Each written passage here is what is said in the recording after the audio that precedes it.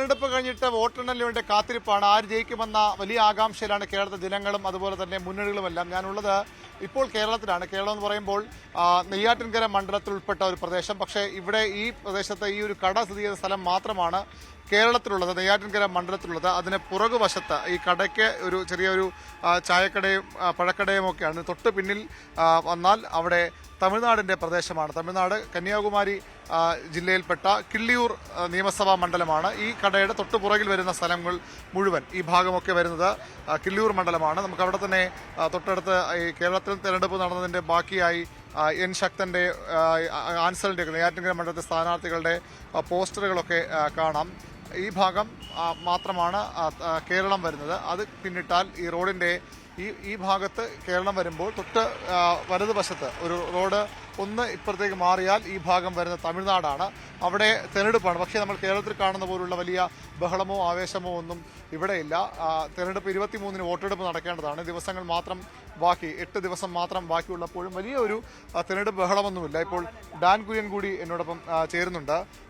Dan, നമ്മൾ കേരളത്തിലെ തെരഞ്ഞെടുപ്പ് കഴിഞ്ഞു, ദിവസങ്ങളാവുന്നേ ഉള്ളൂ. ഇനി ഇവിടെ വോട്ടെണ്ണം കാത്തിരിക്കുകയാണ്. ആ തെരഞ്ഞെടുപ്പ് റിപ്പോർട്ട് ഇവിടെ ഈ നമ്മുടെ തൊട്ടടുത്ത്, അതായത് കുറച്ചു ദൂരം മാറിയാൽ കേരളമാണ്, നെയ്യാറ്റിൻകര നിയമസഭാ മണ്ഡലമാണ്. ഇവിടെ ഒരു വ്യത്യാസം എന്താണ് കാണുന്നത്? ഇവിടെ നമ്മുടെ നിശബ്ദ പ്രചാരണത്തിൻ്റെ ദിവസം എന്താണോ പ്രതീതി, അതാണ് ഇവിടുത്തെ ഒരു സാഹചര്യം തോന്നുന്നത്. കാരണം ഒരു ബഹളങ്ങളില്ല, അല്ലെങ്കിൽ ആൾത്തിരക്കില്ല. പാർട്ടി പ്രവർത്തകർ കൂടി നിന്ന് ഈ ഇലക്ഷനെ പറ്റി ചർച്ച ചെയ്യുന്നില്ല. എല്ലാം വളരെ സാധാരണമായ കാഴ്ചകൾ മാത്രം. അതായത് ഒരു തരത്തിൽ പറഞ്ഞാൽ പൊതുജനങ്ങൾക്ക് ബുദ്ധിമുട്ടില്ലാതെ ഒരു തെരഞ്ഞെടുപ്പിന്റെ പ്രചാരണം അതെങ്ങനെ മുമ്പോട്ട് പോകാൻ. ഇപ്പോൾ ഒരു റോഡിന്റെ അപ്പുറവും ഇപ്പുറവും 2 സംസ്ഥാനങ്ങളാണ്, നിയമസഭാ മണ്ഡലങ്ങളൊക്കെയാണ്. ഇത് ഒരു വശത്ത് കേരളത്തിലെ തെരഞ്ഞെടുപ്പ് ഇനി നടക്കാൻ പോവുകയാണോ എന്ന് തോന്നും. കാരണം ഈ പോസ്റ്റർ കാണുമ്പോൾ അതെ, ഇവിടെ നമുക്ക് എവിടെ ഒരു പോസ്റ്റർ ഒന്നും കാണാൻ പറ്റുന്നില്ല. ഇവിടെ നിന്ന് അങ്ങ് ഉള്ളിലേക്ക് പോയാലേ അത് ഉള്ളൂ എന്നാണ് പറയുന്നത്. അതാണ്, ഒരു തരത്തിലുള്ള ബഹളമോ ഒന്നുമില്ല. നിങ്ങൾ എവിടുത്തെ വോട്ടറാണ്? കിള്ളിയൂർ, തമിഴ്നാടാണ്. മലയാളിയാണ് അല്ലേ? തമിഴാണ്. മലയാളം അറിയാവുന്നേ ഉള്ളൂ.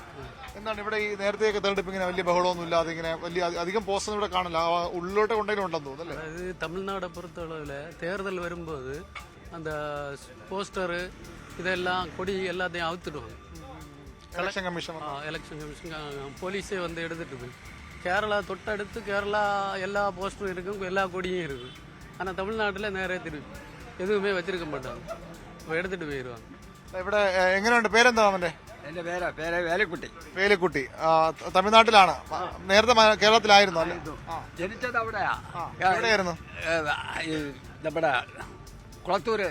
കുളത്തൂര് അവിടെയാണ്. എത്ര നാളായിട്ട് ഇവിടെ ഉണ്ട്? എത്ര നാളായിട്ട് ഇവിടെ വന്നിട്ട് തമിഴ്നാട്ടിൽ? ഞാൻ എന്റെ കുട്ടിപ്രായത്തെ വന്നു, ഒരു 5 വയസ്സ് പ്രായത്തില്. എങ്ങനെയുണ്ട് ഇവിടെ ഇവിടുത്തെ ഇലക്ഷനൊക്കെ എങ്ങനെയുണ്ട്? ഭരണമൊക്കെ സ്റ്റാലിന്റെ ഭരണമൊക്കെ എങ്ങനെയുണ്ട്? സ്റ്റാലിന്റെ ഭരണം ഇതുവരെ തന്നെ കഴിഞ്ഞ പ്രാവശ്യം 10 വർഷം 5 വർഷം കഴിഞ്ഞല്ലോ. ഇത് എന്റെ എനിക്കുള്ള 2ാമത്തെ പീരീഡാണ്. പെൻഷനൊന്നുമില്ല, വലിയ ആംഗങ്ങളും ഉള്ളതുപോലെയൊക്കെ കഴിഞ്ഞു വിടുന്നു. പെൻഷനൊക്കെ തരുന്നില്ലേ? പെൻഷനൊന്നും ഒരു കുറവില്ല. ഇല്ല. പെൻഷൻ എന്തൊക്കെ പെൻഷൻ ഉണ്ട്? നമുക്ക് വീട്ടിൽ 5 കിലോ അരി ഒരു കാർഡിന്, ഒരാളിൽ 5 കിലോ അരി.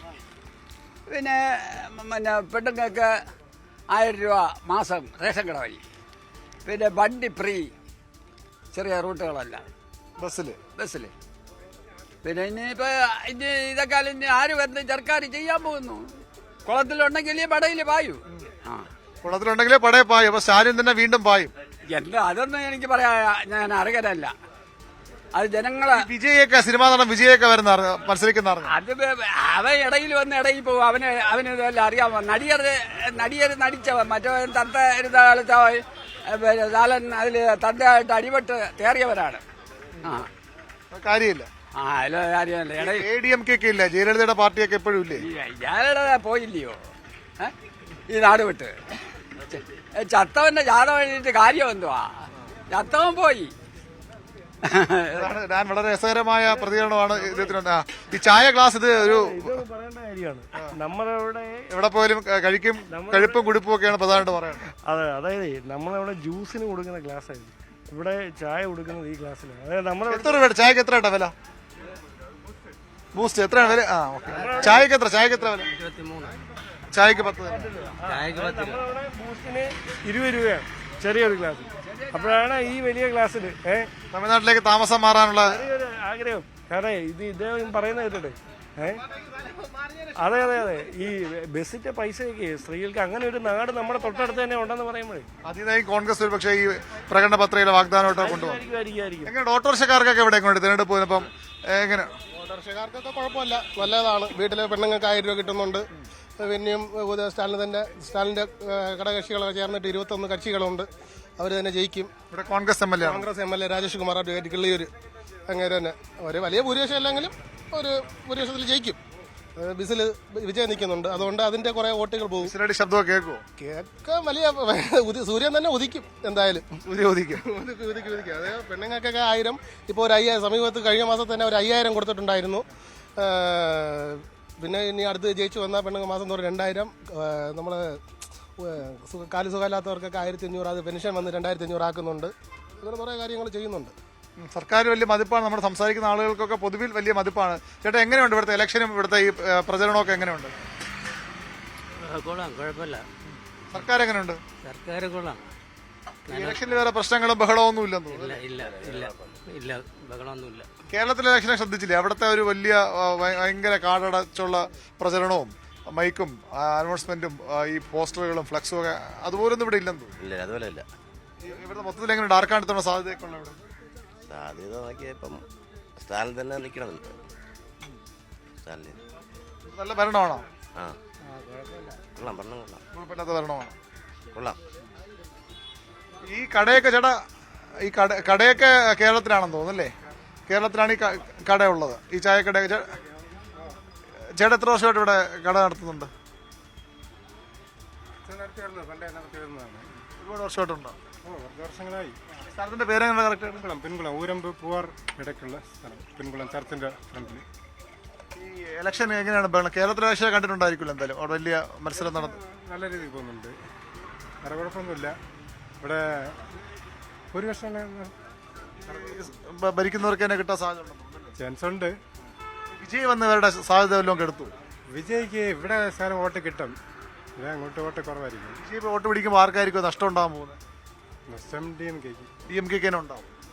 എങ്ങനെയുണ്ട് ഇവിടുത്തെ ഈ കച്ചവടം? ചായയുടെ വലിയ ഗ്ലാസ്സൊക്കെ നമ്മൾ അവിടെ ജ്യൂസ് കുടിക്കുന്ന ഗ്ലാസ്സിലാണ് ഇവിടെ ചായ കൊടുക്കുന്നത്. അതെങ്ങനെയാണ്? ഇത് പശുവും പാലാണ്, വെള്ളമൊന്നും ഒഴിക്കത്തില്ല.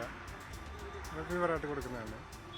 വില 10 രൂപ, 23 രൂപ. അത് ബൂസ്റ്റൊക്കെ അല്ലേ? ചായ 10 രൂപ. ഏതാ? അതാണ് ഇവിടെ വ്യത്യാസമുണ്ട് കേരളത്തിന് വലിയ.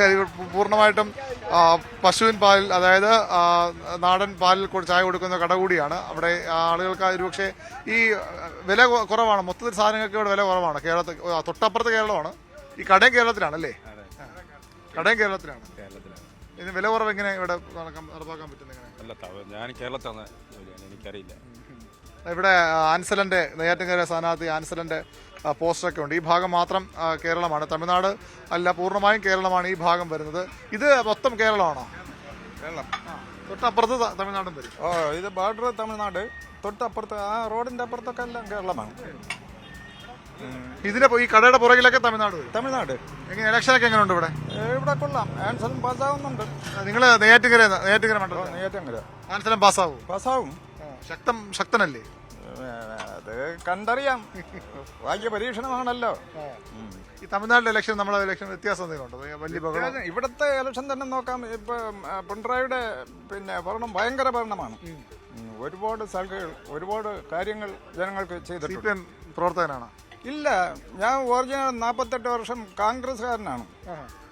AT George, Selvaraj, Solomon Alex, ഇവിടുത്തെ ബെനഡിക്റ്റ്, ഇതെല്ലാം എൻ്റെ കോളേജ് മെറ്റായിരുന്നു. ഇപ്പോഴത്തെ ഹരീന്ദ്രൻ കോളേജ് മെറ്റായിരുന്നു. അവരൊക്കെ വലിയ രൂപത്തിലായി. നമ്മളൊക്കെ കർഷക തൊഴിലാളി, ആശാരി, മൂശാരി ഒക്കെ. കോൺഗ്രസ് ആയിട്ടും പിന്നെ ഈ പിണറായിയുടെ ഭരണം കൊള്ളാന്ന് പറഞ്ഞത് എങ്ങനെയാണ്? ഒന്ന് രണ്ട് ചില കാര്യങ്ങൾക്ക് അവർ തടസ്സമാണ്. ഉമ്മൻചാണ്ടി നല്ല ആളാണ്, പക്ഷെ അയാളുടെ ഭരണകാലത്ത് മുനിയർ, പിന്നെ പാവപ്പെട്ടവർക്ക് പെൻഷൻ കൊടുക്കുന്ന പദ്ധതി 600 രൂപ കൊടുക്കാൻ എവിടെയെല്ലാം ഓട്ടിച്ചെന്നറിയാം. സഹകരണ ബാങ്കിൽ ഓട്ടിച്ചു, പഞ്ചായത്തിൽ ഓട്ടിച്ചു, ബാങ്കിൽ ഓട്ടിച്ചു. ഇങ്ങനെയൊക്കെ ഓട്ടിച്ച പാവപ്പെട്ടവൻ, വയസ്സായ ആളുകൾ. പെൻഷൻ ഉണ്ടോ? എനിക്കുണ്ട്.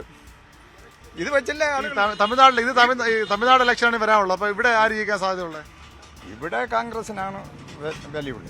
അത് മുന്നണിയാണ്. നിങ്ങളൊക്കെ ഇവിടെ തൊട്ടപ്പുറത്ത് CPM-ഉം കോൺഗ്രസും മത്സരിക്കും. ഇവിടെ ഒരുമിച്ചല്ലേ നിൽക്കുന്നത്? ഓ അങ്ങനെ നിൽക്കുന്നു. കോൺഗ്രസ് ഇവിടെ ജയിക്കും. പക്ഷേ ഈ ഉദ്യോഗസ്ഥന്മാർക്ക് ഈ ശമ്പള വർധനമൊക്കെ തടഞ്ഞ് ഈ പാവപ്പെട്ട 62 ലക്ഷം ആളുകൾക്ക് 2000 രൂപ വെച്ച് എന്ത് ചെയ്യാൻ പറ്റും? മരുന്ന് വാങ്ങിക്കാൻ പറ്റുമോ? വേറെ എന്തെങ്കിലും രക്തപരിശോധന നടത്താൻ പറ്റുമോ? ഒന്നിനും കഴിയുന്നില്ല. ഇതൊരു 5000-10000 രൂപ ആക്കണം പെൻഷൻ. ഈ മന്ത്രിമാരുടെയൊക്കെ ആയിട്ട് 2.5 വർഷം ഇരുന്നിട്ട് അവൻ പെൻഷൻ വാങ്ങിക്കുന്നു, നേരത്തെ ഇരുന്ന ഉദ്യോഗത്തിന് പെൻഷൻ വാങ്ങിക്കുന്നു. ഇതൊക്കെ അന്യായമല്ലേ? കേരളത്തിൽ മാറ്റണം. ഇതൊക്കെ മാറ്റണം. ഞാൻ പറയുന്ന മോഡി സ്റ്റൈൽ വരണമെന്നാണ്. എത്ര പിണറായി ജയിക്കണം, മോഡി അവിടെ സ്റ്റേറ്റിൽ പിണറായി വരണം, സ്റ്റേറ്റിലെ പിണറായിയും അവിടെ മോദിയും വരണം, കേന്ദ്രത്തിലെ മോഡി വരണം. എത്രയോ റോഡുകൾ, എത്രയോ പാലങ്ങൾ, എത്രയോ റെയിൽവേകൾ. ഇതൊക്കെ ആരുടെ കാലത്ത്?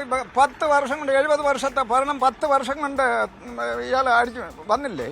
പിണറായി കേന്ദ്രത്തിൽ മോഡി അവരുടെ ലീഡർ. ഞാൻ കോൺഗ്രസ്സുകാരനായിരുന്നു, ഇപ്പോൾ കമ്മ്യൂണിസ്റ്റ്. പക്ഷേ കേന്ദ്രത്തിൽ എല്ലാത്തിലുണ്ട്. എല്ലാം നല്ല കാര്യം നല്ല കാര്യമാണ്. 8 മണിക്കൂർ കോൺഗ്രസ്, 8 മണിക്കൂർ കമ്മ്യൂണിസ്റ്റ്, 8 മണിക്കൂർ BJP. അല്ല, എപ്പോഴും ഒരുതരം നല്ലതെന്ന് പറയണം.